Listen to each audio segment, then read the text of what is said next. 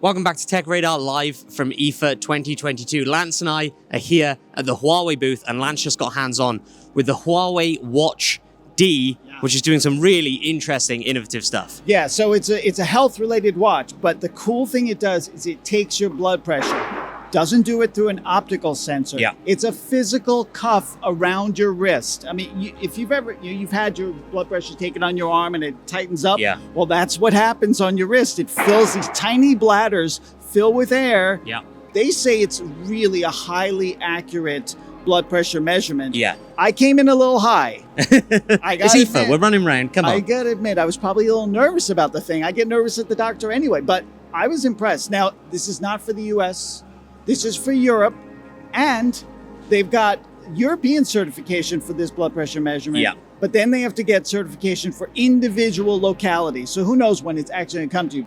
It has other cool features too for a health-related watch. Yeah, absolutely. One of the things they mentioned there was battery life, which is 7 days. And the way they described it was pretty heavy use. That's multiple blood pressure take-ins a day. That's multiple EKGs a day. That's multiple workouts throughout that 7-day period. And so that's a huge deal. I don't know what operating system they're using. Like Samsung uses the Tizen operating system, and you know, they're more efficient because it's a full color screen. It's not like it's some sort of like black and white screen. It's a full color screen, full functionality. Blood pressure there's a physical motor, there's a pump inside the watch. Yeah. So that we could get 7 days of battery life. My Apple Watch gets a day and a half or so. If you're lucky, something like yeah, that. This is unheard of. Yeah. That amount of time, we'd have to test it. Yes, absolutely. And hopefully we will get to test it. Obviously, like we said, hopefully it's coming to Europe. It needs a lot of certifications and a lot of hoops to jump through with the FDA and all those things.